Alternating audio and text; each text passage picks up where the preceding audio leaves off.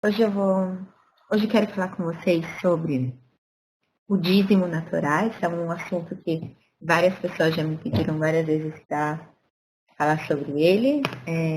Talvez a gente divida a nossa aula em duas partes, dependendo de como for a nossa discussão hoje. Para quem não me conhece, meu nome é Maia Devin. Eu nasci e cresci em São Paulo e já moro há alguns anos em Israel.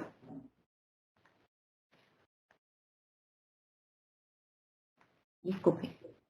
E hoje em dia eu sou professora de hebraico bíblico na eTeacher. Eu vou mandar aqui para todo mundo um link para quem quiser saber mais sobre os nossos cursos de hebraico. E uma coisa que eu vou pedir para vocês hoje, então, quais são? Eu quero conversar. Eu marquei aqui errado. Ok, não fez mal. Não era para estar falando do Torá e meio ambiente, esse slide está errado. Hoje a gente, obviamente, não vai estar falando da Torá e do meio ambiente, isso era do último seminário da semana passada. Hoje a gente vai falar do dízimo e eu fiz uma parte sobre o dízimo e uma segunda parte, então vamos ver se eu consigo fazer as duas partes hoje, só uma parte hoje e uma segunda parte na próxima vez. Depois eu vou abrir para vocês fazerem perguntas. Hoje eu vou ser mais estrita com vocês com a questão dos comentários. Em geral, comentários são bem-vindos. Hoje eu não vou permitir, eu vou ser mais estrita, vou ser mais chata do que eu sou em geral. Eu não vou permitir comentários, porque a ideia dessa aula é mostrar para vocês, é dar informação para vocês e não dizer para ninguém o que vocês devem fazer ou o que é correto fazer. Por isso, pessoas que começarem perguntas com eu sei que não tem a ver com a aula, mas eu não vou responder a pergunta, e pessoas que começarem a fazer comentários ou dizer o que tem que ser feito, quem dá dízimo, o que acontece, quem dá dízimo é idiota, quem não dá dízimo não receberá prosperidade e bênçãos de Deus.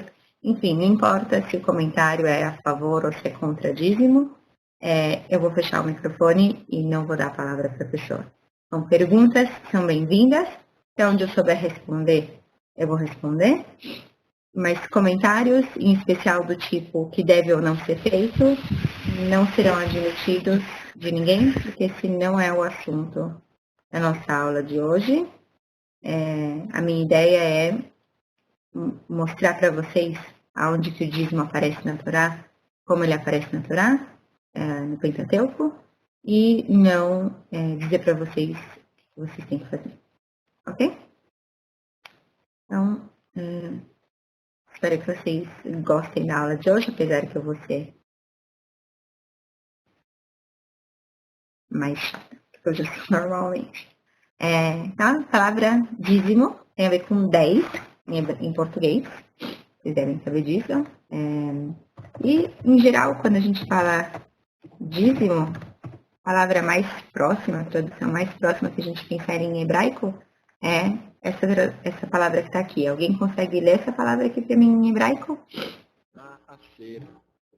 Maaser, exatamente. Maaser, em geral, tem essa conotação de um décimo, ok? Mas, quando a gente fala em dízimo em português, o que a gente pensa? A gente pensa em doações que a gente tem que fazer que correspondem a 10% do nosso salário. E não é isso necessariamente que quando a gente fala Maser em hebraico, ou quando a gente vai ver sobre Maser na Bíblia, não necessariamente é isso que está escrito. Então, essa é a primeira coisa que eu quero olhar hoje com vocês. Onde e quando que está escrito sobre Maser na Bíblia? Então, essa palavra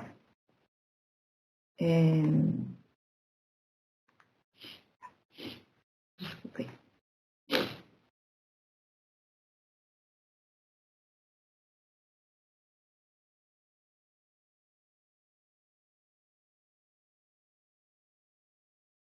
Vezes na Bíblia. Vamos escrever isso aqui para vocês. ela aparece 30 vezes na Bíblia, sendo que 14 vezes ela aparece na Torá. A Torá é o Pentateuco. Ismael, eu queria que você parasse de... Eu não sei porque o programa está te deixando fazer isso, mas eu vou pedir para você parar de fazer o que você está fazendo. Ele aparece 14 vezes na Torá, o Pentateuco. E aparece 16 vezes no que a gente chama de Ketuvim e Neviim, né, os profetas e os escritos, mas ao todo 30 vezes. E a primeira vez que a palavra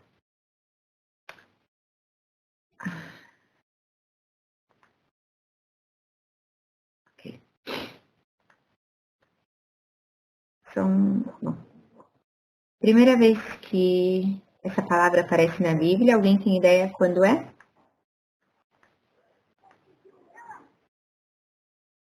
O Araújo fez uma pergunta agora muito interessante. Essa palavra master é uma palavra feminina.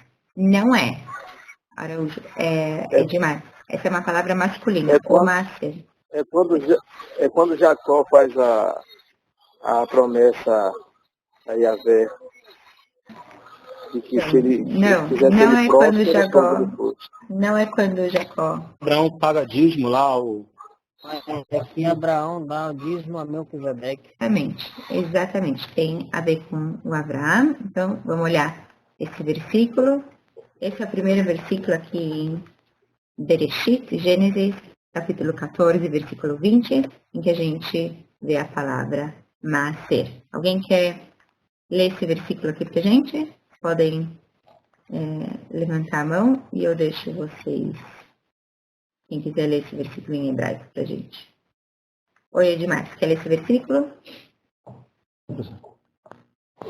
Posso começar? Pode começar. Uvaru El Elion Asher Migen Sareiha Beyadeha Vayeten Lo Maaser Mikol. Isso, muito obrigada, Edmar. Olha só, aqui, se a gente for olhar o contexto desse versículo, o que aconteceu é que o Avram, Deus ainda não tinha mudado o nome dele, acabou de voltar de uma guerra, a Primeira Guerra Mundial que a gente tem, aparece na Bíblia, de vários reis, e a gente vê no versículo 17 que o rei de Sodoma saiu ao encontro do Avram,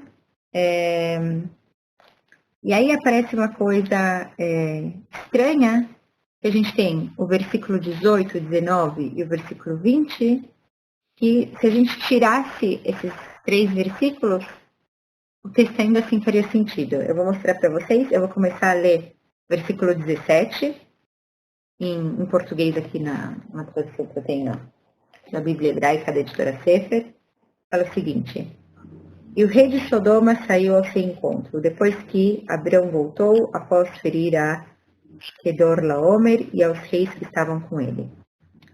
No vale de Chave, que era o vale do rei. E o rei de Sodoma disse a Abraão: Dá-me as almas e os bens, toma para ti. E disse Abraão ao rei de Sodoma: Levanto minha mão ao Eterno, Deus Altíssimo, Criador do céu e da terra, que nem um fio, nem um cadarço de sapato tomarei de tudo que é teu, para que não digas, eu enriqueci Abrão. Alguém percebeu aqui que eu pulei 3 versículos? Lógico que quem estiver acompanhando percebe que eu pulei 3 versículos. Mas o texto faz sentido, não faz? Alguém achou que o texto que eu li agora não faz sentido?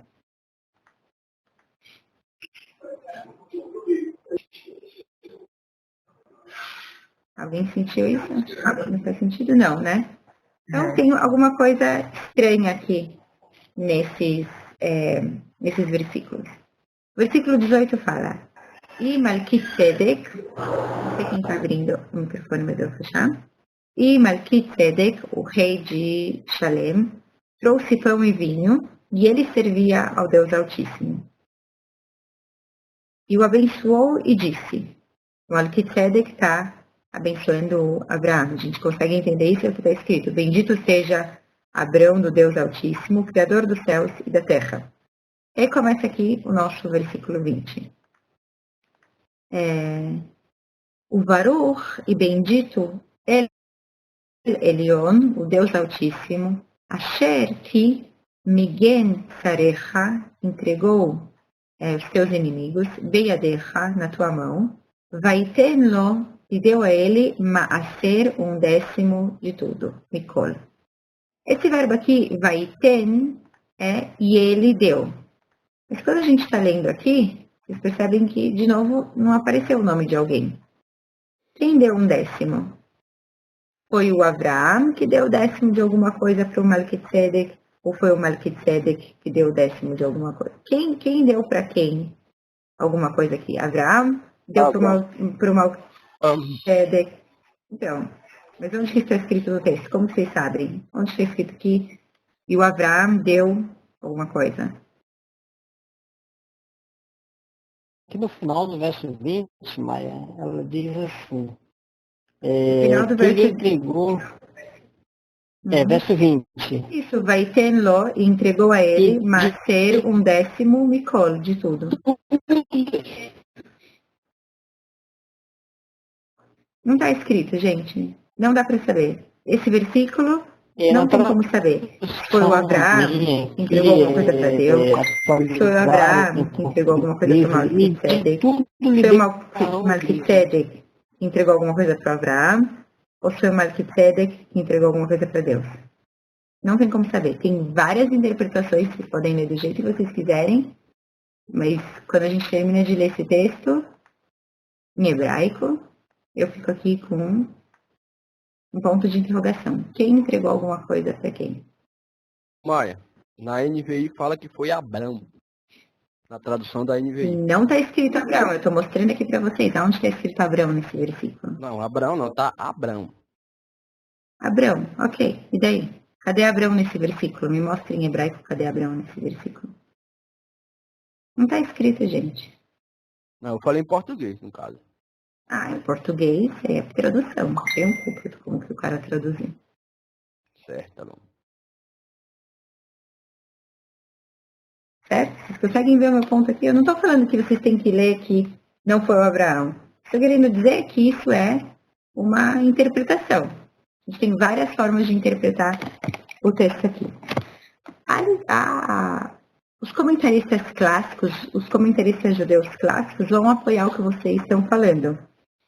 Que foi o Abraão que entregou 1/10 de tudo para Deus. Eu acho que isso não faz sentido. E eu encontrei um comentarista judaico que ele fala exatamente isso que eu acho que faz mais sentido. Que aqui, quem está continuando falando é o Malquisedec. Por quê? E esse texto, esses 3 versículos, eles vêm justamente falar que dá apoio para o que vai vir depois, para o que vai vir no versículo 21. No versículo 21, não. No versículo 22, quando a gente vê lá, e disse Abrão ao rei de Sodoma, levanto minha mão ao Eterno, Deus Altíssimo, Criador dos céus e da terra, que nem um fio, nem um cadarço de sapato tomarei de tudo que é teu, para que não digas, eu enriqueci Abrão. Então, se o Abrão, lá no versículo 21, está falando que ele não pegou nada, como que aqui no versículo 20 ele está falando que ele deu dízimo? Não sei, para mim não faz sentido. Eu gostei de ter encontrado essa interpretação, de que ele fala exatamente que esses 3 versículos que eu falei para vocês, o 18, o 19 e o 20, eles meio que foram inseridos no meio da história exatamente para dar uma base, para ninguém achar que lá no versículo 22 o Abrão está mentindo. Mas tem comentaristas que vão dizer outra coisa, que vão dizer que aqui a gente veria um costume antigo, já o Abraão dando o dízimo. Mas a verdade é que ambas as interpretações não tem como a gente decidir qual está correta, qual não. E pelo versículo vai ter, Ló está escrito, e ele deu a ele. E aí a gente fica com essa pergunta, ele quem deu a ele quem? Não está escrito, ok? Primeira coisa que eu queria mostrar para vocês. Nas outras, eu não vou olhar cada uma das vezes que a palavra Maaser aparece na Torá, mas várias das vezes, então, que a palavra Maaser vai aparecer, é exatamente aqui, nesse versículo. Bom, outra coisa que eu acho que é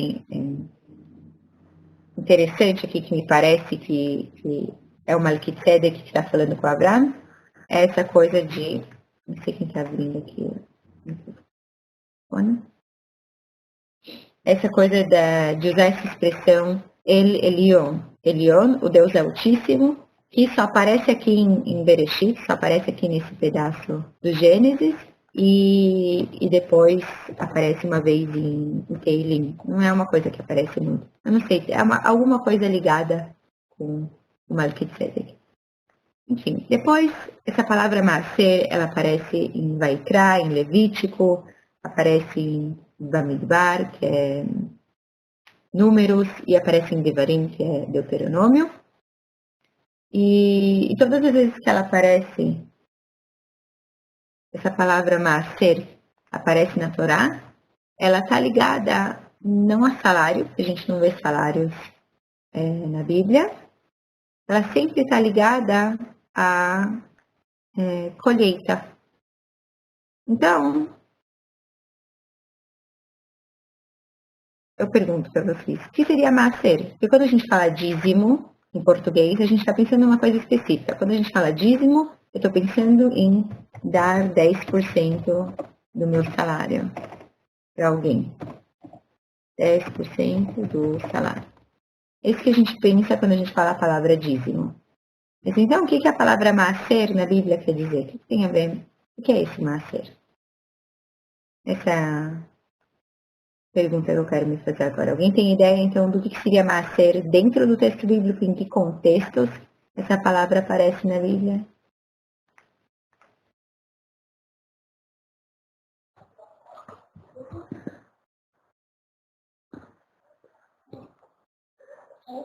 Professor, Oi? é a aproximação, aproximou-se. Não tem nada a ver com se aproximou. Eu vi um pregador judeu messiânico, disse que a palavra massa pode ser traduzida se Ser aproximando. tem a ver com 10. A palavra ser, tá aqui, olha só, a gente vê o radical dela, ela realmente tem a ver com 10. Quer dizer 10 na Bíblia, mas ser realmente tem alguma coisa a ver com 10. Quem mais tem alguma ideia? Poderia ser 1/10 da colheita. 1/10 da colheita, sim. E tá, ok. Ok, 1/10 da colheita do quê? Do que colher. Qualquer coisa? Vocês sabem algum versículo onde fala pedindo para dar 1/10 da colheita? E para quem a gente daria 1/10 da colheita? Sacerdotes. Aos sacerdotes, ok, aos levitas. Então, o que vocês acham? É por aí mesmo. Nós estamos no caminho certo. Então, o que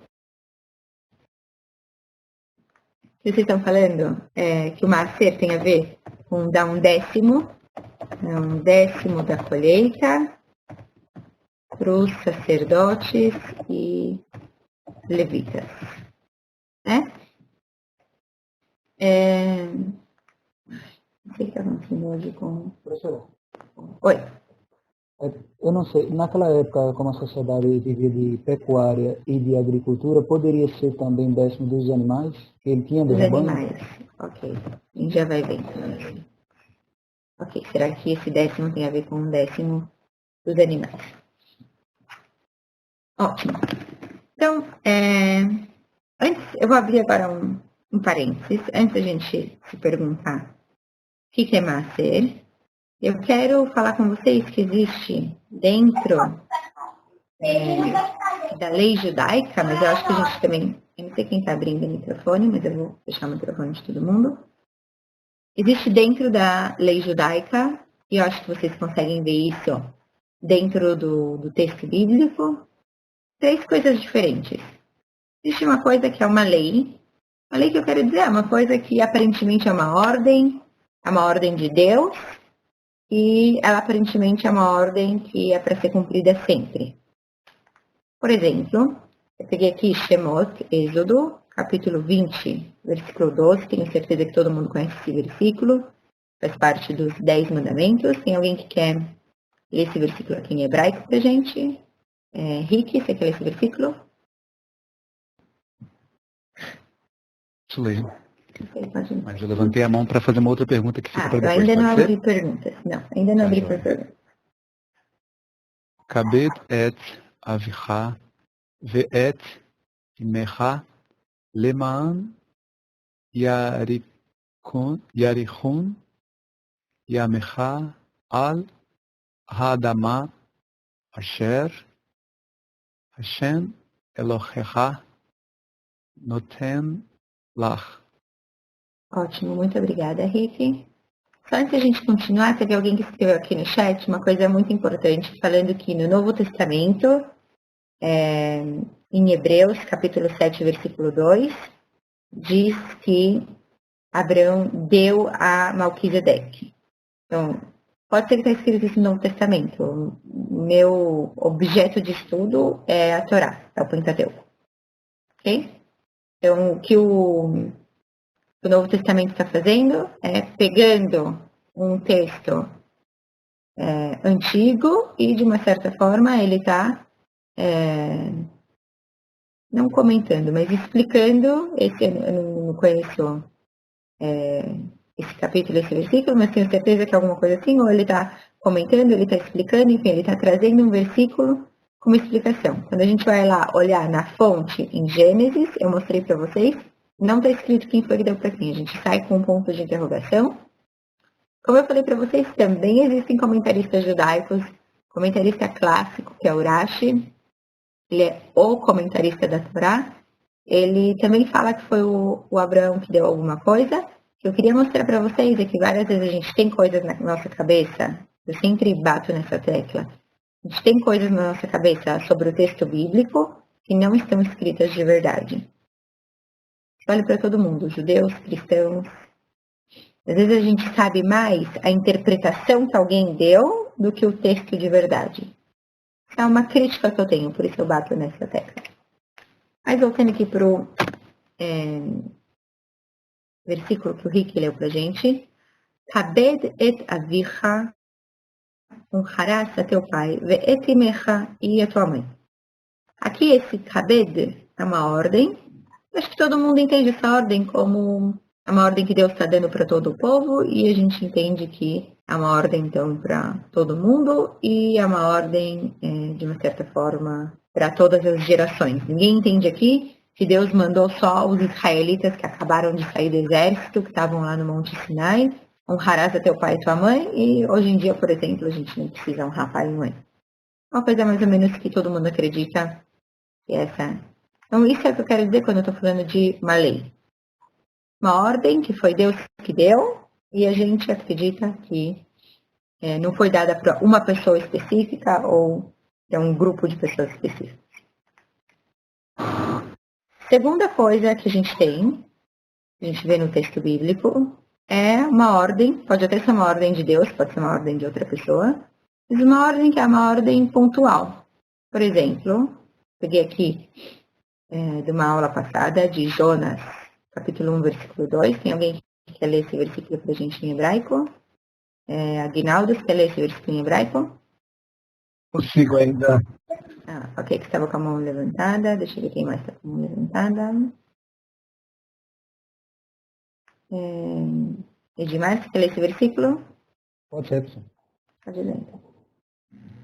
Como ler El Nive, Raí, Hagedolá, Ukra, Aleija, Ki, Altar,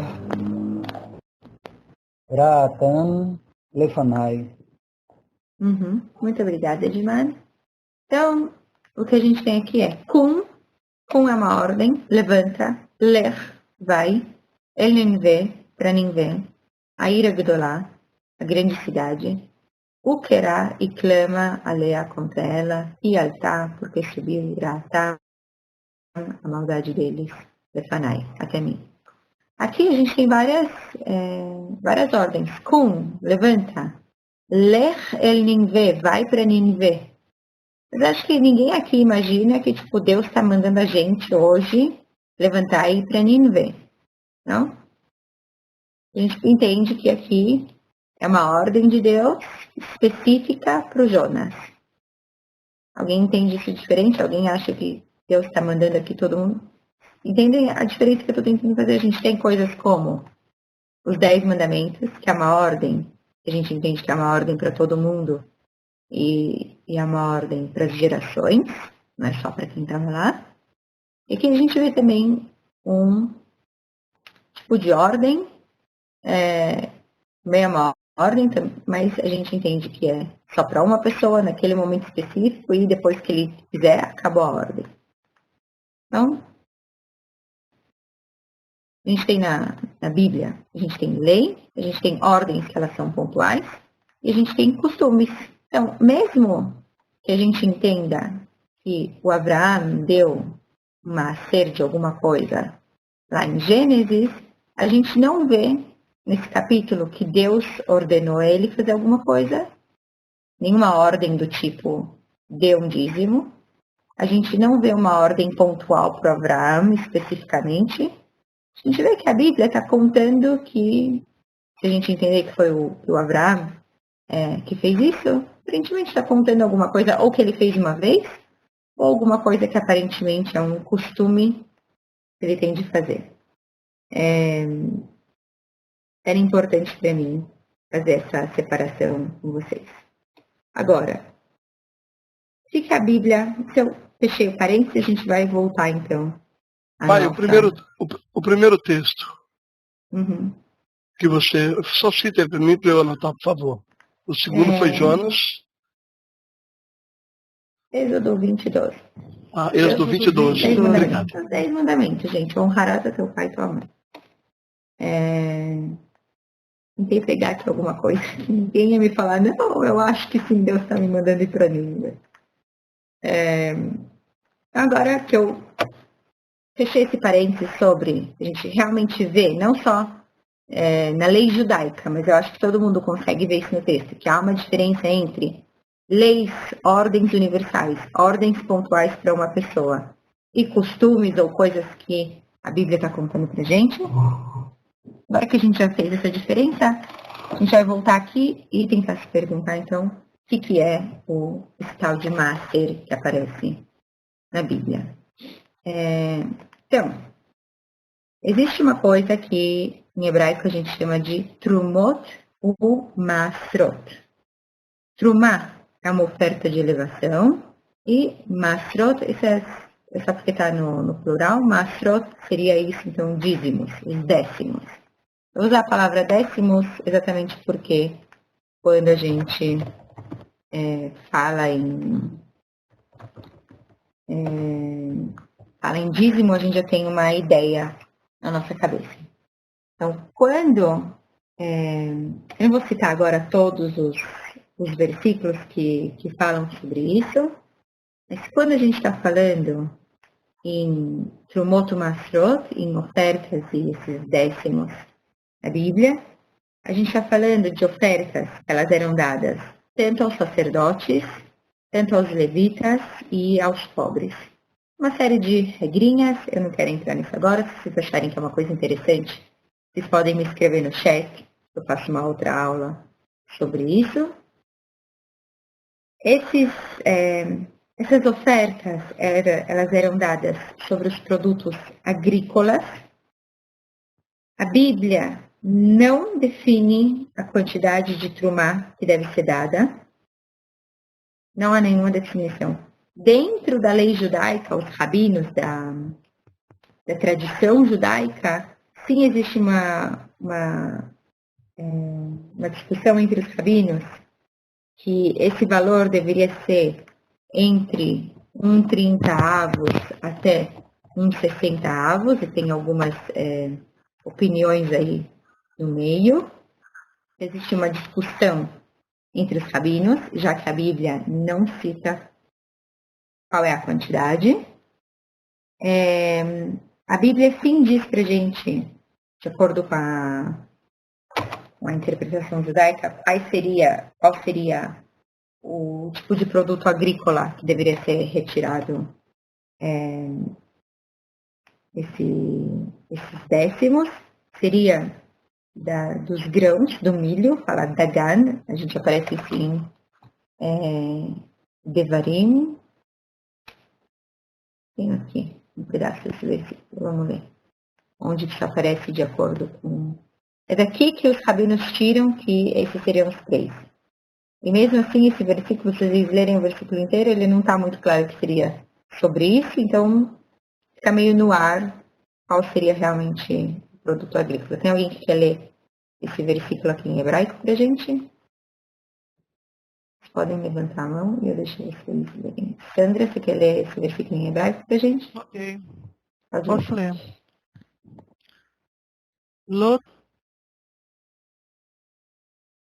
לא תאכל לאכול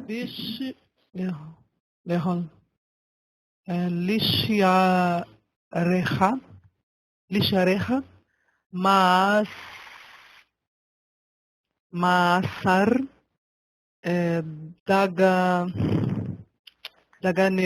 דגניך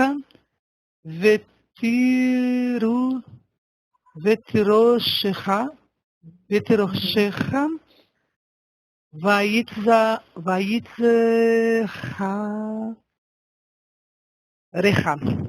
Isso, obrigada, Sandra. Aqui não está todo o versículo, eu peguei só o versículo que interessa aos rabinos quando eles fazem essa interpretação. Lotuhal, não comerás, lehol, então, não, que é uma ênfase disso de que você realmente não pode comer.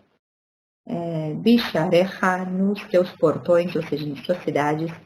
Massar, o dízimo, o décimo. Deganecha, dos teus grãos, que será entendido aqui como milho. Vetiroshecha, do vinho. Veitzarecha, e o teu azeite, do óleo. Então, na Bíblia, de acordo com a interpretação judaica, a gente não vê nenhum outro... Esse versículo foi o que eu falei para vocês. Se vocês forem lá ler mesmo esse versículo, não parece que ele está... Pelo menos quando eu li, eu fiquei pensando de onde os rabinos tiraram. Isso aqui está falando que esses daqui são esses. Mas realmente a gente não vê em nenhum lugar da Bíblia que está falando esses são os produtos agrícolas que devem ser retirados do dízimo. Então, os rabinos dizem que então os 3 que a Bíblia sim cita seria o grão, os grãos, né, o milho,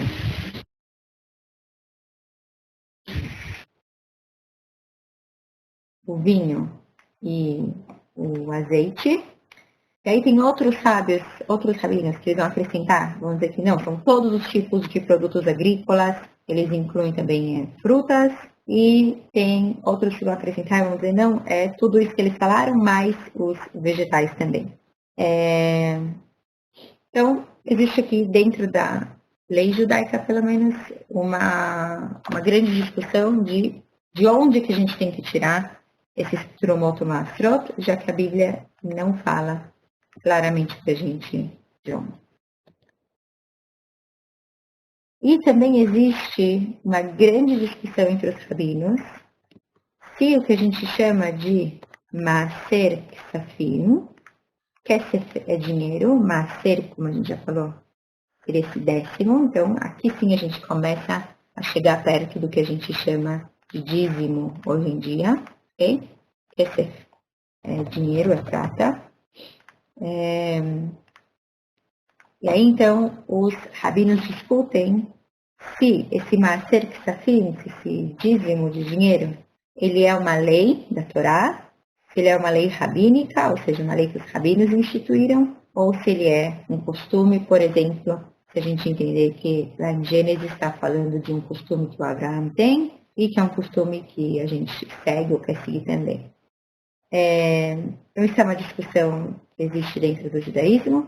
A maioria dos rabinos hoje em dia dizem que isso é simplesmente um costume, que existe uma ordem, por isso que antes eu queria mostrar para vocês que é diferente. Existe uma ordem, existe um versículo que a gente pode dizer na Torá que está escrito: honre o teu pai e a tua mãe, mas não existe um versículo na Bíblia, não estou falando Bíblia, estou falando da Bíblia hebraica, que diz que a gente tem que dar dízimo se referindo a dinheiro. Sim, fala em Trumot Masrot, que são ofertas que eram levadas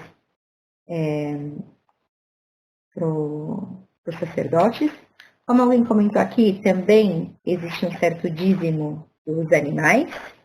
Ele é tratado como uma oferenda dentro da lei judaica.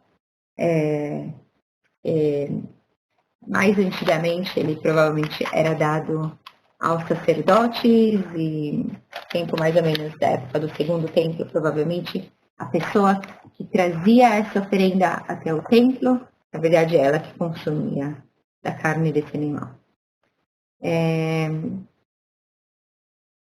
E após a destruição, tudo isso que a gente está falando então na época dos israelitas, na época que existia o templo.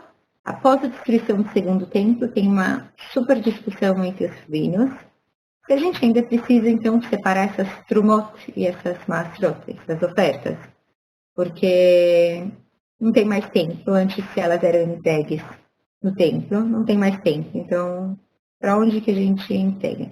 Isso também, mesmo essa separação do produto agrícola, existe uma discussão que é relevante isso acontecer depois já que não existe mais templo. E, de qualquer forma, dentro da lei judaica, todas as leis que elas têm a ver com coisas agrícolas, elas só têm a ver com a terra de Israel. Então, por exemplo, se alguém tem uma plantação de trigo na Europa, na França, ele não teria que separar Trumot ou Masrot. Mas se alguém tem uma plantação de trigo em Haifa, então ele sim seria obrigado a separar. Então, essas são as perguntas que a gente tem. O que acontece após a destruição do templo? A maioria dos rabinos vai dizer, então, que não existe uma obrigação de separar essas oferendas, já que não existe mais templo. O que acontece com o produto agrícola, que não é da terra de Israel? Não tem nenhuma obrigação de ser separado algum tipo de oferta. E existe, então, essa discussão também dentro da lei judaica. Seria um mandamento da Torá, um mandamento rabínico ou só um costume? E hoje em dia, a maioria dos rabinos vai dizer que é um costume. E um dos motivos aqui, em geral, quando a gente fala de um mandamento da Torá, a minha pergunta é, ok, cadê o versículo? Em qual versículo você está baseando esse mandamento? Como falei para vocês antes do honrarás teu pai e tua mãe, consigo citar para vocês um versículo onde Deus está mandando o povo todo honrar. E a estrutura também, né? Não é simplesmente falando, fulano honrava o pai e a mãe. Não. Tem um verbo imperativo lá falando, você tem que honrar o teu pai e a tua mãe. Eu vou abrir para vocês fazerem perguntas até aqui, e aí a gente continua falando, então, o que seria esse Maser Ksafim, que é mais parecido com o dízimo que a gente entende hoje. Então, vocês podem levantar a mãozinha, clicar no botãozinho da mãozinha, e eu deixo vocês fazerem as perguntas, mas eu vou abrir o microfone de vocês. Lembrando que a regra de hoje vocês podem fazer perguntas que tenham a ver com o que eu falei, e eu não vou aceitar comentários. Oi, Rick. Aya, você citou um comentarista né, com o qual você concorda, qual é o nome dele? Que obra que você... que a gente Rav encontra isso? Yosef Bechor Shor. Ah, será que você pode escrever no chat pra gente?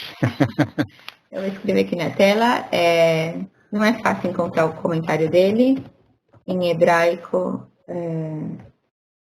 existe só uma edição.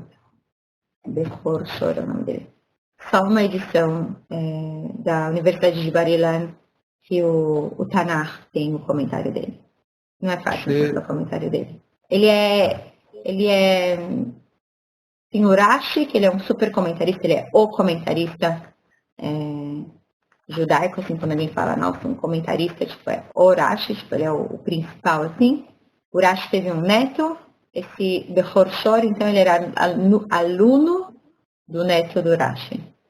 Ah, tá. Você comentou da teoria dele a respeito da inserção de 3 versículos entre o 20 e o 16, é isso? Não, o 17, o 18, ele fala aqui, o 18, o 19 e o 20 é que estão no meio, entre o 17 e o 21. Ah, Se você ler, você vai perceber que você consegue tirar esses 3. Vocês conseguem tirar esses 3 versículos, o 18, o 19 e o 20, e o texto ainda faz sentido. Esse é o argumento dele. Então, só para eu entender, o último retirado é o versículo que você citou da primeira aparição do termo dízimo. Isso. Ah, então tá joia. Tá bom, querida. Obrigado. Ele não está dizendo que não faz parte do texto, ele está querendo dizer que... Ele falou, por que esse texto está aqui? Por que está falando do encontro do Melquisedeque aqui com o Abraão? Para a gente não achar depois, quando a gente lê o versículo 22, que o Abraão está mentindo. Como pode ser que o Abraão ficou lá, que ele não comeu, que ele não bebeu? Olha só, um versículo antes está explicando para a gente que o Melquisedeque trouxe comida para ele e tal, e ele fala, se o Abraão também falou que ele não tocou em nada, então quem tirou esse tal desse dízimo aí não foi o Abraão, só pode ter sido o Melquisedeque. Esse é o argumento do Bechor Shor. Oi, Roque, está com a mão levantada, tem uma pergunta? Oi, Malha. E referente a Malaquias, que diz lá no capítulo 3, versículo 10. Ok. O que você pode dizer? Ok. Qual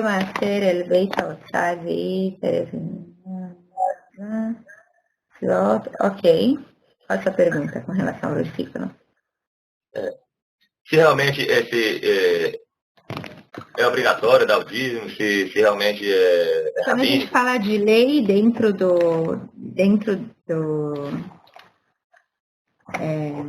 da lei judaica, se você me cita um versículo, você me fala, essa lei vem do versículo tal, você só pode me falar. A lei, inclusive a gente chama assim, né? A lei mosaica.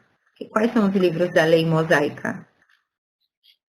Pentateuco, os 5 primeiros livros da Bíblia, concorda? Concordo, sim. Malaquias é um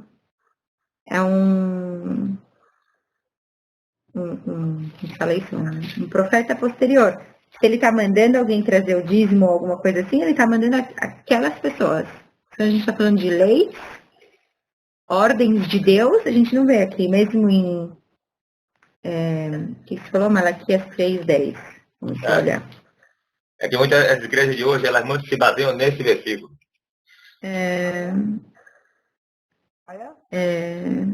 Então, eu entendo quando eu leio aqui, é uma... Peraí, Roque. Eu estou falando com o Roque. Vocês podem levantar a mão e eu vou deixar falando com vocês um por um. Mas isso não é uma linguagem de lei, não, Morá? Não. Não, isso aqui é uma profecia. Sempre que a gente está falando, leis dentro da lei, é isso que eu falei para vocês antes. Eu não estou mandando ninguém dar o dízimo, eu não estou mandando ninguém não dar o dízimo. Eu não mandei ninguém fora dos meus 2 filhos. E mesmo assim eles não me obedecem. Então, não estou aqui mandando ninguém fazer alguma coisa ou deixar de fazer. É quando a gente fala em lei, a lei mosaica é a Torá. Qualquer coisa que vem depois disso, depois de Deuteronômio, já não é mais considerada lei.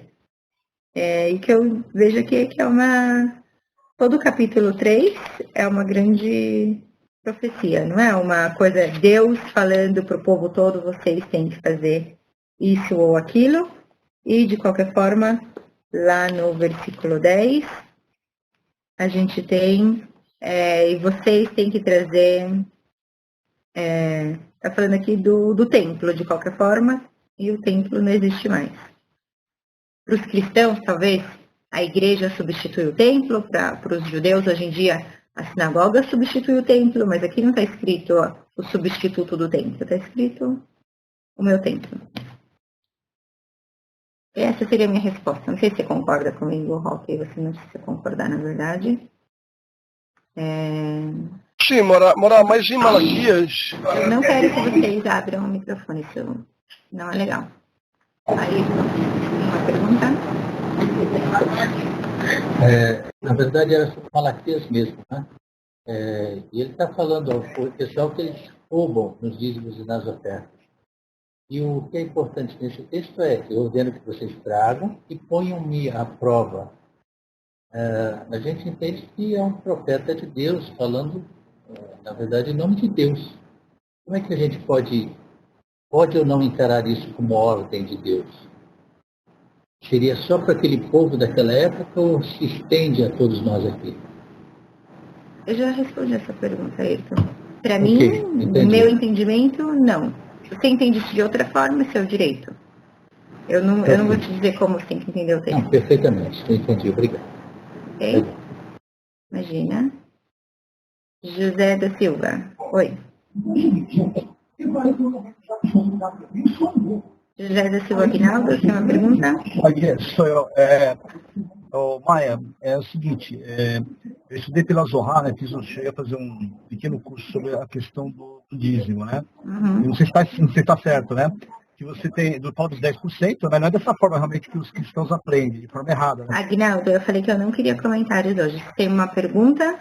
Não, e sobre, além dos 10%, você tem mais uma porcentagem, você tem que ajudar. Você está me perguntando ou está me contando?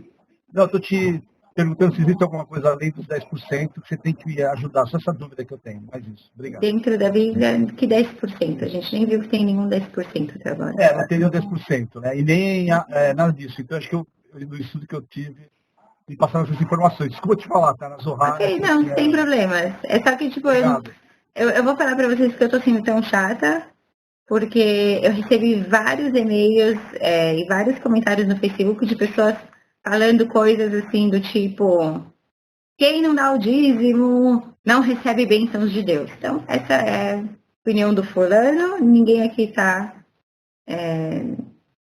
para falar para ninguém o que o fulano tem ou não tem que fazer. Oi, José Helder, tem uma pergunta? Eu queria saber essa palavra Sedaká, eu li no livro, né? Uhum. No Daif, né? No Rabino. E ok. A Sedaká é um mandamento ou é um costume? Ok, eu espero falar sobre isso. Só mais um pouquinho, José, eu vou tentar falar sobre o que é Sedaká. Ótimo. Zé Henrique, tem uma pergunta? Prazer falar com você novamente.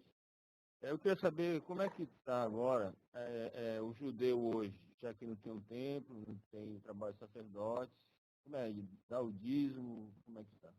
Ok, foi o que eu falei para vocês. Dízimo, até agora esse dízimo que a gente tem na cabeça, até agora eu não encontrei ele na Bíblia. É o momento que a gente chegou agora na nossa aula. Talvez a gente ainda encontre, talvez não. Então, agora a gente não encontrou isso. E sobre o que a gente se encontrou do Maasé, que é essa separação de produção agrícola, a gente viu que aparentemente só tem a ver com o templo e com a terra de Israel. E, então, não existe templo, não tem como fazer isso. Leia Raquel, tem uma pergunta? Sim. Eu queria saber no versículo ainda de Malaquias 3:10, se essa, no hebraico, é um imperativo, esse tragam, esse verbo. Como é essa palavra no hebraico? Avio? Sim, É imperativo. É um imperativo, assim como a gente tem o lechel ninvé, tá para ninvé. Também é um imperativo ali. Tá, é isso que eu queria saber. Obrigada. Ok. Sim. Aviu et Kolamaser. Tragam todo o 10º, sim. El Beit Atzoar, até a casa do tesouro. Vei Teres Beveiti. E ele, então, ficará na minha casa, a gente entende que é o templo. O Verhanuni na Bazot. Amar Hashem Tzvaot. E assim diz que Deus será assim o sustento. Uma coisa assim, eu queria, não sei, estou olhando aqui em hebraico. Oi, Leonardo, você tem uma pergunta? Sim, você colocou a opinião de 2 rabinos, né? O Rachil já ouvi falar, né? A gente ouve falar o tempo todo dele, né? Porque ele é o comentarista, ele conquistou Isso, assim o mercado. E como você mesmo disse, existem opiniões judaicas tanto a favor de que aquele texto se refere a Abraão, como contra, né?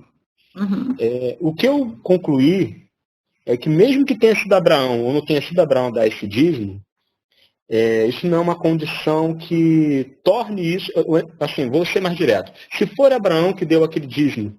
Leonardo, você tem uma pergunta, sim ou não? Não, vou chegar na pergunta. A conclusão que eu tirei, quero saber se você concorda com a sua conclusão, é que isso também não torna um tributo, uma lei. Se foi Abraão de fato que deu esse dízimo, esse ato de Abraão dar não torna uma lei, você concorda? Eu não vejo uma ordem no texto do Abraão. Isso texto lá, mesmo em Gênesis, mesmo que a gente falar que está falando de Abraão, eu não vejo ali uma ordem. Como perguntar agora, no texto de Malaquias eu até vejo um verbo no imperativo. No texto de Abraão, sequer um verbo no imperativo eu vejo.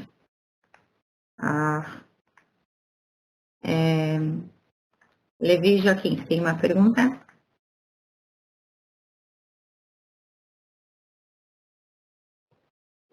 Eu não estou conseguindo ouvir Levi. Deixa eu ver quem mais está com a mão levantada. Marta Helena, você tem uma pergunta? Tenho. Em relação a Malaquias, já que está dando uma ordem local, então essa ordem não se estenderia aos cristãos hoje?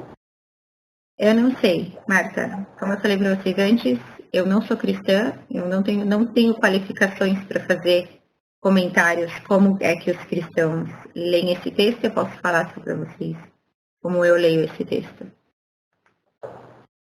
Sim. Ok? Pode ser. Várias pessoas estão falando, ok, os cristãos se baseiam nesse versículo para dizer que sim, tem que dar o dízimo. Eu não estou aqui, foi isso que eu falei antes, alguém aqui reclamou no chat comigo, se é para responder desse jeito, se não é para deixar ninguém fazer comentário, que pena que está fazendo um seminário sobre esse assunto. Porque é exatamente isso que eu não quero fazer. Eu não quero ninguém aqui contando para os outros o que você tem ou o que você não tem que fazer. Não sou sua mãe, e imagino que você já é grandinha, todos nós aqui somos grandinhos, já não recebemos mais ordens dos nossos pais, assim, dessa maneira. Então, é só por eu espero que vocês entendam o meu ponto de vista, que algumas pessoas já reclamaram comigo sobre isso, mas é que eu acho isso uma falta de respeito, simplesmente. Pode ser, Marta, se tem cristãos que entendem isso como uma lei, não sou eu que vou falar para os cristãos que estão errados. Dentro do ponto de vista judaico, a gente só tira leis quando a gente fala que o judaísmo tem 613 leis, são leis que eu posso olhar para você e falar, uma das leis é honrar o teu pai e tua mãe. Eu posso perguntar em que versículo está escrito, eu vou lá te falar, tá lá em Êxodo, não sei o que, não sei o que. Tem uma ordem que está escrita, tem um mandamento, está escrito que você, não pode comer carne de porco. Eu te pergunto, ok, em que versículo está escrito? Eu tenho que achar um versículo onde está escrito. Pode ser que para os cristãos, a gente não trabalha dessa forma, trabalha de outro jeito. Eu não sei, eu não sou cristã, eu não sou qualificada para falar. Oi, Miguel. Maia, quando você falou ali de Marcel Nissafin, né? Kessafin, perdão. Kessafin. Ah, sim. É um CAF, né?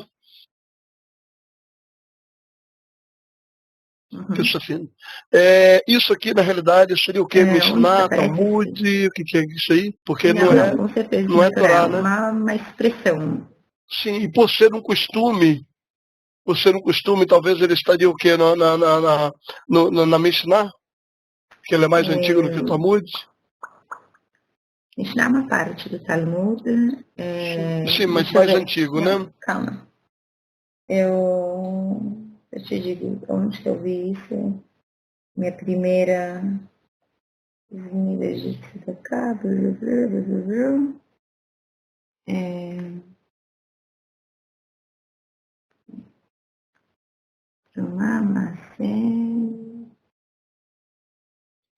Não, era só para uma automação. E na verdade tem 1 milhão de leis a respeito disso, mas aonde é essa primeiro lugar que a gente vê sobre Maser Ksafim, vamos ver. Não, nossa, é bem mais, não é nem no, é num comentário ao Talmud, que a gente chama de Tosafot. Já do século XI. É um comentário, né? Sim. Do século XI, comentário do Talmud. Isso. Está dentro do Talmud, mas não no texto, não no texto da Mishnah, não no texto da Gemara.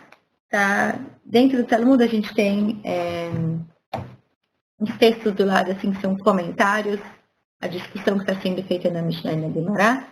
Lá aparece esse termo Maser Ksafim e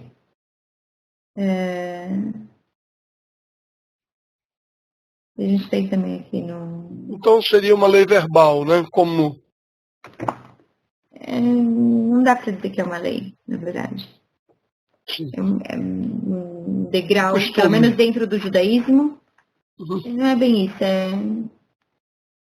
Não é nem para dizer que é uma lei rabínica, na verdade. Sim. Outra coisa, Maia, eu né, compreendo, te conheço né, pelo curso né, que a gente faz, a gente respeita a sua posição né, como judia, só fazendo uma colocação dentro da questão de Malaquias, né, 3:10 ali, lá fala de Sefer também, né? O texto ali fala ele vai falar de Sefer também. Não. Não.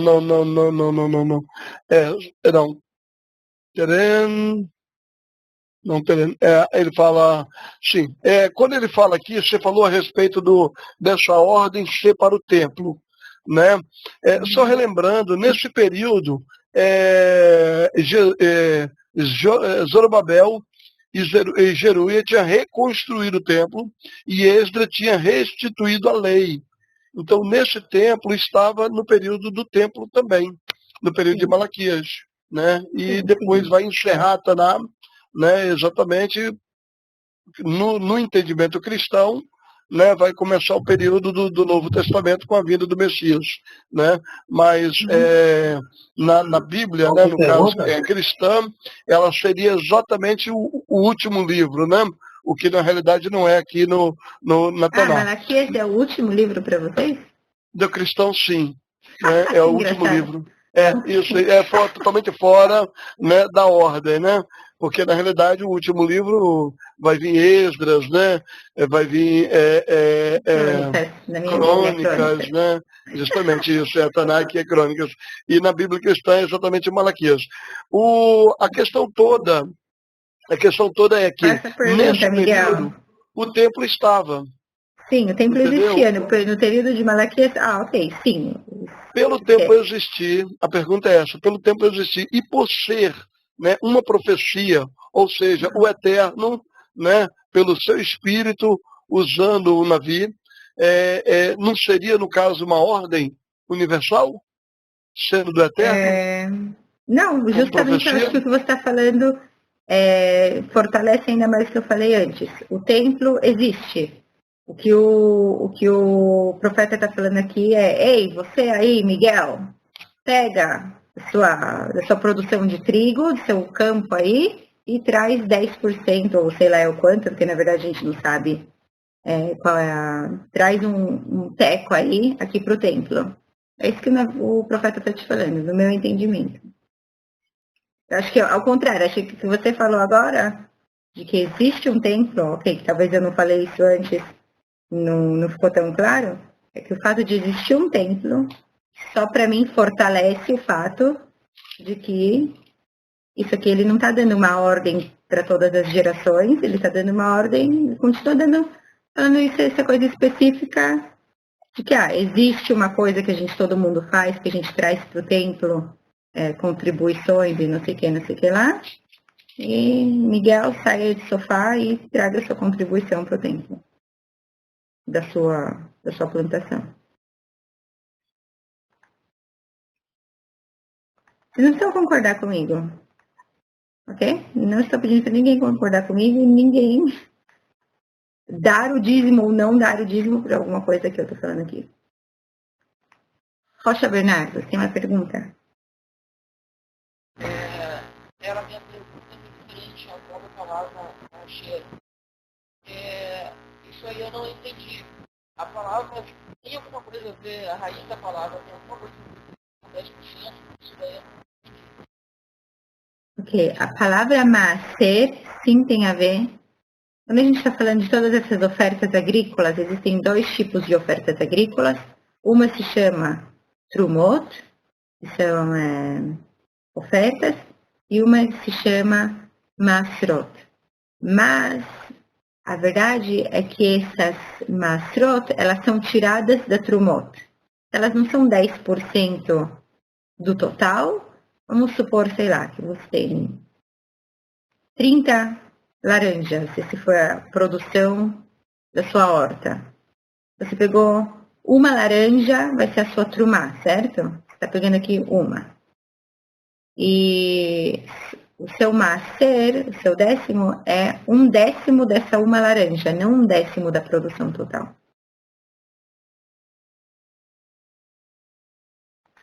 Ok? Então, maaser sim tem a ver com 10, mas o maaser, ele é uma oferta que ela é retirada de uma oferta. Tem várias leis sobre isso, se vocês acharem isso interessante, se me escrevem no chat, eu faço uma aula só explicando o que é essas trumot e masrot. Rodrigo, tem uma pergunta? Eu concordo com você, gostei bastante do estudo aí de hoje. Eu só queria falar que é essa diferença da gente tirar uma interpretação do texto e de você usar a gramática, né? Porque é o que está lá no texto, né? E eu acho que é isso que você fez aí, foi exatamente pegar o texto, está lá como é que funciona o texto, né? E não o que eu penso sobre o texto, porque essa é a diferença. Uhum. Aí, Okay. assim, pelo texto de Malaquias também, o templo existia, acabou o templo, acabou a finalidade, né? É assim que eu vejo, mas de novo eu não estou aqui. Não, é porque assim, a ideia não é defender e ir contra. Sou cristão, entendeu? O que eu faço, entendeu? Eu faço. Não, mas ok, Rodrigo, é só que realmente, tipo, eu te vi.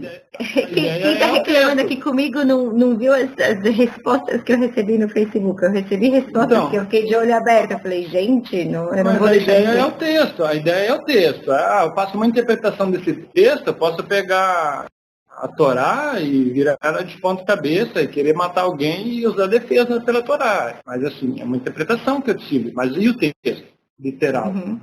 Sim. Né? Então é isso, eu gostei bastante e apoio. Obrigada, Rodrigo. Ok, obrigada. Não, eu só não queria que virasse tem que fazer isso ou tem que fazer aquilo. Então, a gente ainda tem mais um pouquinho, eu quero só tocar, então eu não vou chegar a realmente falar com vocês muito sobre esse assunto, não vai dar tempo de falar tudo com vocês, mas a gente pode fazer uma aula a mais sobre isso, que é sobre, então, o conceito de Tzedakah. Tzedakah em hebraico quer dizer literalmente, se a gente traduzir em geral, a gente vai traduzir como caridade. Mas de verdade, a tradução que tem mais a ver com o radical é justiça. Tzedek é justiça. Então, quando a gente fala em português dízimo, em hebraico, a palavra que mais corresponde a essa ideia que a gente tem na cabeça de dízimo seria tzedakah, seria caridade. Ainda assim, tzedakah não é considerada uma lei que tem um número que deve ser feito. Sim, tem alguns versículos que falam sobre tzedakah. De acordo com a lei judaica, de qualquer forma, seria um costume, ok? Não uma lei. Então, vou colocar isso aqui. Esse é o ponto de vista judaico. Não vai dar pra gente entrar muito a fundo nisso hoje. Eu só queria fechar, porque eu sei que é uma coisa que várias pessoas perguntaram.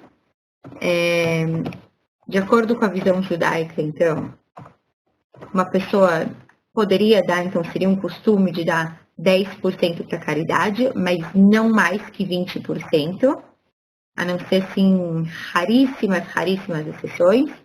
O motivo que os sábios dão para isso é que a pessoa não... Alguém que dá mais do que 20%, ela acaba sendo ela própria, depois precisando de tzedakah, de caridade. E então esse que eu chamei antes lá de Maaser Ksafim, que eu falei para vocês, seria esse 10% do dinheiro, é o que a gente tem um sinônimo para tzedakah. E existem então vários níveis de tzedakah, como que a pessoa tem que dar. Se pode dar de má vontade, de cara virada, de cara feia, ou se tem que dar de boa vontade, e para quem que tem que dar. E essa tzedakah, então, em geral, a gente fala que ela é dada aos pobres, ou, na verdade, uma instituição, enfim, para quem que a pessoa que está dando a tzedakah escolher. Sim, existem judeus hoje respondendo perguntas que eu recebi que dão, não saberia dizer se dão 10% do salário deles todos os meses para a sinagoga, mas assim consigo entender, por exemplo, se eu vou todo sábado na sinagoga, então a sinagoga tem realmente conta de luz, e tem o IPTU aqui também, e tem a conta de água, e tem que alguém manter a sinagoga limpa, enfim, a sinagoga, imagino que uma igreja também tenha esse tipo de gastos, essas coisas não vêm do nada. Então, realmente há pessoas que contribuem para a sinagoga, mas essa ideia de que alguém tem que dar 10% do salário para a sinagoga não existe dentro do judaísmo.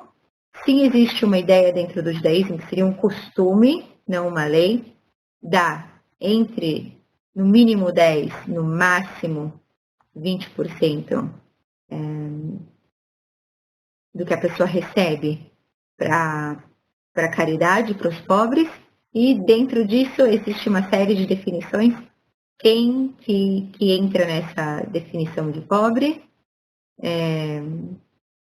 e quem seria o primeiro pobre, vamos dizer assim, que você tem que ajudar. Se o primeiro pobre que eu ajudo é alguém que realmente necessita muito, mas sei lá, tá lá na Índia, ou se o primeiro pobre que eu tenho que ajudar é o pobre que está na minha cidade. Enfim, tem uma série de regrinhas dentro da lei judaica com relação a isso. E eu vou fazer mais um ciclo de perguntas e a gente vai terminar a nossa aula hoje. Deixa eu ver se tem alguma pergunta aqui que eu não...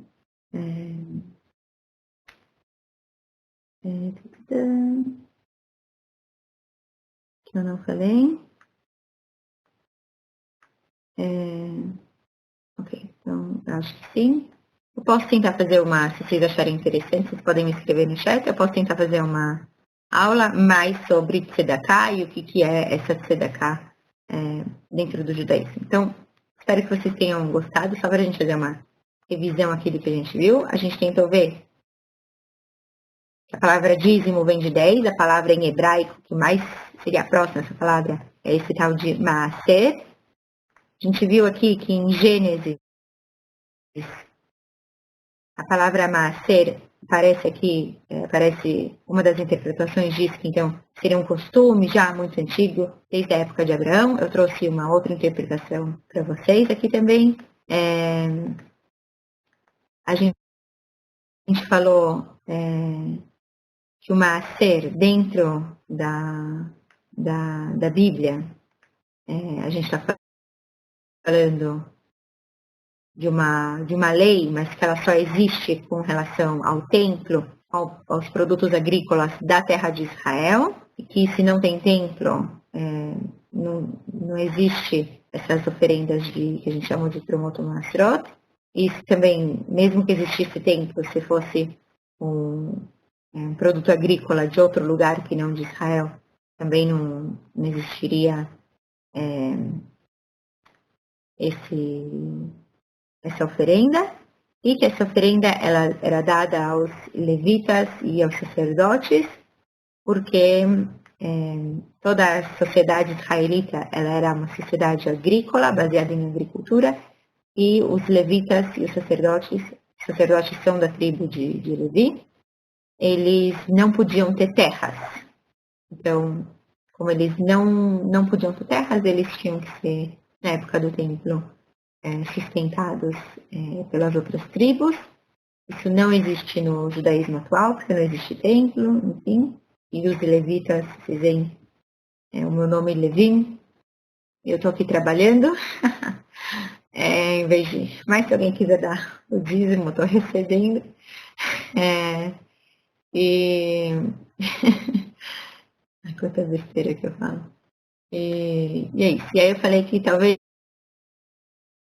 o conceito que dentro do judaísmo em hebraico que talvez mais se aproxime do que a gente chama de dízimo em português é o conceito de tzedakah, que dentro das leis judaicas é um costume. Em geral a gente traduz como caridade, tem um pouco a ver o nome com tzedek, que é justiça, e é então uma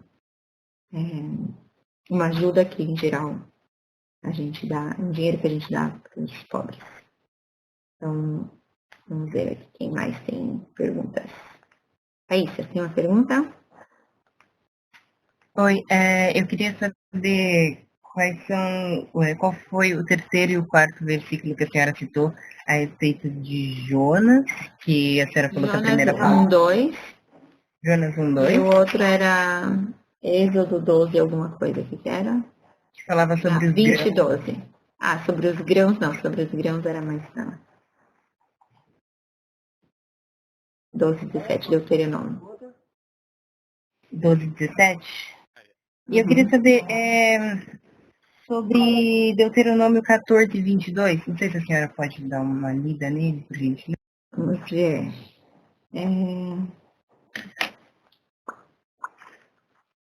Deuteronômio, Devarim, 14.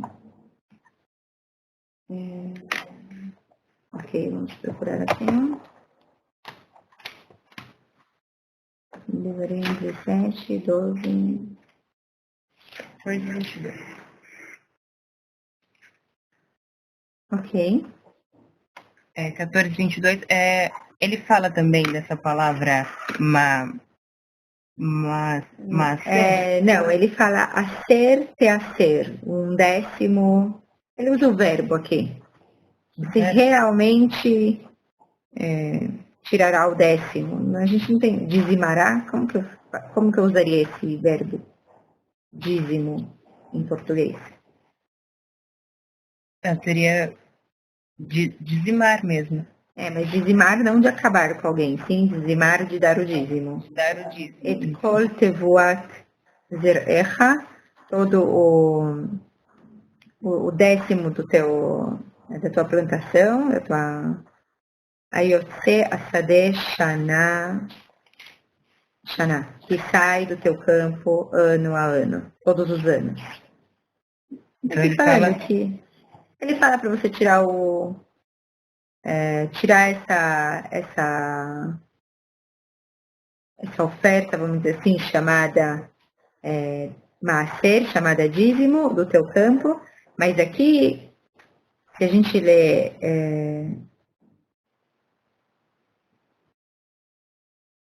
antes, o problema é o seguinte, onde que ele está falando de antes? Porque ele não está falando nesse versículo em especial, mas é que existe uma oferta que a gente chama trumá, e esse maaser, ele não é tirado de toda a plantação, de todo o produto, e sim dessa trumá. Uhum. Tanto que em hebraico a gente chama isso de maaser sheni, o segundo dízimo. Sim, e nesse versículo ele não está utilizando a palavra maaser. Não, ele não fala exatamente maaser, mas ele sim usa o verbo com relação a dar a né? Sim. Entendi. Tá bom, obrigada. Imagina, eu posso fazer uma aula sobre isso para vocês, explicando exatamente de onde que era tirado o que é a trumá e o que é o maaser. Eu só achei que era chato para falar sobre isso hoje. Oi, Rick. Num dos slides você colocou, eu entendi isso, né? Os tipos de ordens, né, ou de mandamentos, né, classificou como lei, ordem pontual ou costume. Uhum. Mais à frente você deixou as questões em aberto, e uma delas está assim, um mandamento da Torá, rabínico ou costume? Uhum. Esse rabínico é a ordem pontual? Não. Existem ordens dentro do judaísmo que são ordens, a gente entende que são ordens rabínicas, não ordens da Torá. Por exemplo, a gente se encontra o versículo escrito, não cozerás cabrito no leite da tua mãe, certo? Então, eu posso entender aqui que não posso cozer o cabrito no leite da mãe. Mas existe uma lei rabínica que fala que a gente não pode, então, misturar qualquer tipo de carne com qualquer tipo de leite. Não existe um versículo onde a gente encontra isso, que é um mandamento rabínico. É assim que o judaísmo vê. Tá certo, obrigado. Okay? Talvez isso seja equivalente de um mandamento do padre. O padre mandou dar o dízimo, é um mandamento padrínico. Sim. Djalma. Oi. Maia, meu Deus. Maia, só quero fazer uma confirmação, faz tempo que eu brigando para me falar com você. Desculpa. No cai naquilo que você falou sobre o costume Malaquias 3:10, que eu vi um comentário, Uhum. e esse dízimo que estava falando que roubará o homem a Deus, isso aí era uma ordem direta para o sacerdote, que ele recebia, tinha uma oferta do povo e ele não dava a sua oferta, mas direcionado direto ao sacerdote. Eu vi esse comentário que é falando direto para o sacerdote, e não em geral. Pode ser que sim, porque existe uma lei. Pode ser que sim, porque existe uma parte da oferenda que é dada para o sacerdote, uma outra parte da oferenda que é dada para o levita. O sacerdote, tudo que se dá de presente para ele fica com ele. O levita, o que você dá de presente para ele tem que tirar uma parte e dar para o sacerdote. Aí do que sobrou, você ainda tem que tirar uma parte e dar para o pobre. Por isso tem essas maaser e trumá, são coisas diferentes. Devia ter explicado o que é isso, ficou muito estranho. Eu entendi o que você trouxe no estudo hoje, porque hoje muitos pegam e generaliza, mas isso está específico para o povo lá na época do templo. Maravilha. Ok, ótimo.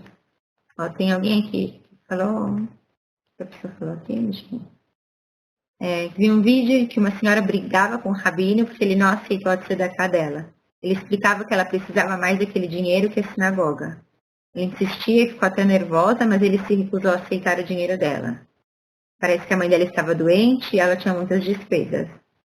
Exatamente, a Luzia escreveu isso, exatamente isso. Luzia, isso seria...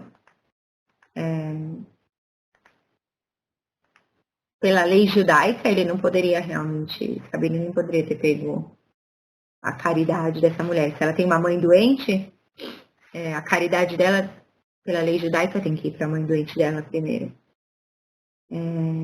Ok, tem uma pergunta? Não, Maia. Perdão, marquei errado. Ok, Perdão. sem problema. Galvão, tudo bem?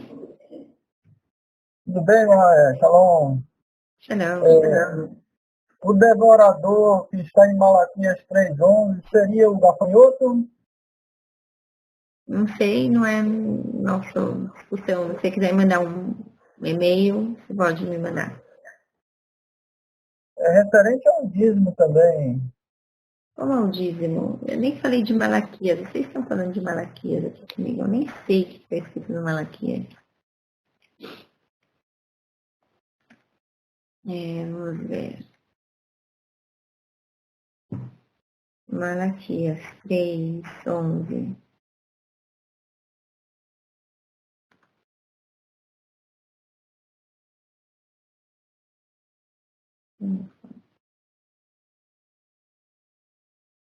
Você falou que era o devorador? Devorador? Que devorador é esse, Galvão? Seria o gafanhoto, a locusta? Sim. Eu entendo assim. Me parece que sim. Tá certo, obrigado. Ok? Tipo, alguma criatura aqui que destrói o campo, que devora o campo. É verdade. Obrigado. Campo não. O campo, sim, campo. Ou a produção agrícola. José, tudo bem?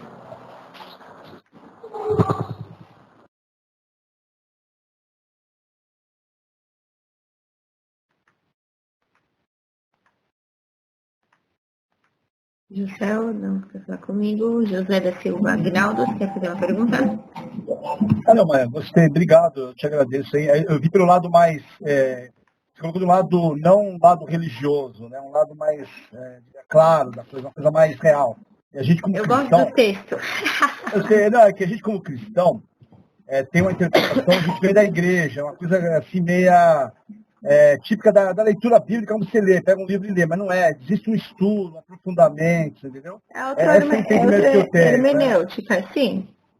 Porque assim, eu aprendi um pouco, como estudei Zohar durante algum tempo, eu aprendi de outra forma, judaica, entendi o que você está falando, eu entendo o que você está falando, de forma judaica, e realmente os cristãos, a maioria que eu tenho contato, realmente tem uma forma de entendimento que é para, você vai dar dinheiro para prosperidade, você ficar rico, mas tem uma visão equivocada, eu entendo o que você está falando, tem uma visão totalmente equivocada, a maioria dos cristãos, realmente. Quem estuda profundamente entende, leva a sério. Tem gente que não leva a sério, pega aquilo ali, não, você tem que dar dízimo, já vi cada absurdo, né? Então eu entendi de uma forma isso na Zohar, que é uma forma que você falou, é a caridade, ajudar o próximo. Não é para você fazer disso aí uma fortuna, enriquecer. Se você quer enriquecer, vai trabalhar, um trabalho, se forma, estuda, entendeu? Só que no nosso mundo aqui, no Brasil, infelizmente, a visão é invertida. As pessoas se aproveitam disso para arrecadar dinheiro, infelizmente, de um monte de gente cai na armadilha. Eu entendo, eu tenho essa crítica com você, pela minha formação também, a minha crítica em cima disso aí é grande, né? Mas tem que ter, você está colocando de uma forma realmente que eu gostei. Né? Não está colocando, se você é judia, você tem uma forma de entendimento que eu acho interessante, que eu também tenho, eu da sinagoga. Obrigado, Maia, agradeço. Imagina, Aguinaldo, obrigada a vocês por terem participado e me aguentado. Mas era só isso, eu não queria que essa aula virasse cada um mandando o outro fazer alguma coisa, cada um faz o que acha certo. Maia. Fala, Gisele. Ok, é porque estava travado o microfone aqui, eu não pude falar no momento. Okay. Uma pergunta, você levaria em consideração o fato histórico do Novo Testamento? Eu não sou cristã, Gisele, então eu não falo sobre o Novo Testamento, eu não tenho conhecimento para falar de Novo Testamento. Como um livro histórico, porque, por exemplo, o único que me consta, poderia falar não. Poderia prosseguir a tempo. bem na verdade, a gente tem 1 minuto, na verdade. Tem uma pergunta ou você quer me mandar um e-mail? Me manda um e-mail, José. Pronto, tá ok. Tá ok. Ok? E eu tento responder você que eu consegui responder, se souber responder. Marta Helena, tem uma pergunta? Não tem mais. Tá bom, tá lá. Ok, desculpa. Miguel, tem uma pergunta? Não, sem problema. Eu ia só... Tem como levantada, Miguel? Mas eu ia convidar você para comer estrogonofe, mas eu sei que você não vai, mas tudo bem. Okay. Achei que já ia me falar, termina aí o seminário e vem me dar aula. Eu só vou pegar aqui a última. Venha correndo, já estamos na sala. O Miguel tá aqui, ó, falando, já deu o horário. Sandra, você é a última, então, antes que o Miguel conte pra minha chefe que eu tô me atrasando pra entrar na aula dele. Então, graças a Deus, eu fui a última. Olha só, eu quero fazer um pequeno comentário que essa visão não é a visão total. Esse conceito de prosperidade é um conceito de prosperidade espiritual, que acho que muitos confundem, mas é espiritual. Não. Sandra, desculpa. Eu falei pra vocês antes. Eu não quero que ninguém fale nem mal nem bem. Exatamente isso que eu não quero fazer. Se você dá o seu dízimo e você acha que isso é certo, ótimo. Se alguém não dá o dízimo e não acha que isso é certo, não é o nosso papel aqui dizer quem está certo e quem está errado. Ok? Desculpa. Não quero comentários desse tipo. Você tem uma pergunta? Não, é só isso que eu queria falar. Obrigada. Ok, mas sem problema. Não, nenhum momento que eu me pus contra dízimo, ou contra a igreja, ou contra ninguém, ou contra nenhuma prática. Eu quis mostrar para vocês onde que a gente vê coisas no texto bíblico e cada um faz da sua vida e do seu dinheiro o que bem quiser, certo? Então, exatamente por isso que no começo eu tinha dito que eu não queria abrir para vocês fazerem comentários. Então, espero que vocês tenham gostado do seminário, apesar que eu sou chata. E é isso. Daqui a 2 semanas a gente se encontra e vocês podem então escrever ou pelo Facebook ou no meu e-mail se vocês acham que tem coisas interessantes que a gente pode falar ou outros temas dentro disso que a gente falou hoje que a gente pode falar. Uma boa semana para vocês. Tchau. Tchau. Shalom.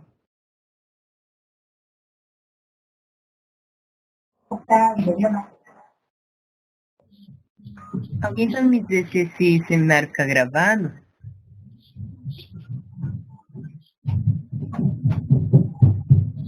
Você tem que escrever o que ele está e copiar.